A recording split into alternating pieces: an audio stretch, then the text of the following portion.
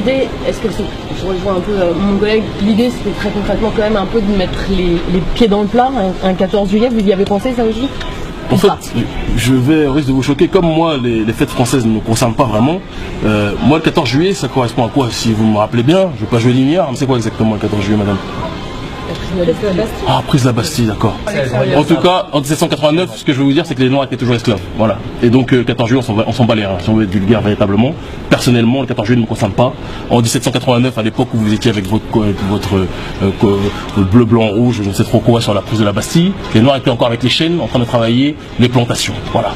Donc, le 14 juillet, moi, je m'en ai cure, je marche dessus, il ne m'intéresse pas. Le défilé avec Sarko et la France-Afrique qui est en train de défiler sous la pluie aux Champs-Élysées me fait doucement rire.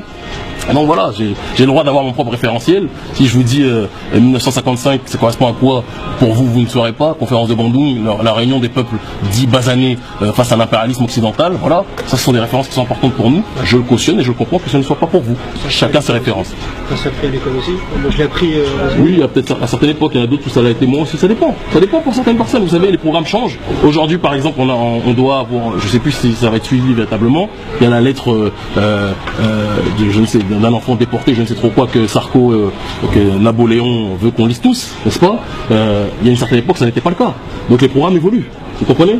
Si je vous parle de Boukman Duty, est-ce que vous saurez qui est Boukman Duty? Je ne pense pas. Pourtant, c'est quelqu'un qui est connu dans le monde noir et pour toutes les personnes à cause de la négritude, comme un esclave rebelle qui a fait en sorte que Haïti puisse être cette grande république noire qu'elle a été. On peut continuer des heures et des heures, Nat Turner, etc. On peut continuer dessus. Voilà. On a nos référentiels, vous avez les vôtres. Moi, je ne force pas à voir les miens, mais ne me forcez pas à voir les vôtres. Je vous le dis, 14 juillet, sincèrement, quand je regarde le 14 juillet 1789, moi, j'ai pas le curseur sur la prise de la Bastille, j'ai le curseur sur le fait que les autres sont pris avec des chaînes et ils ont fouetté par le bon maître esclavagiste, le bon béquier et le bon impérialiste pour que nous puissions travailler les terres pour que la France soit un empire riche. Donc chacun son 14 juillet.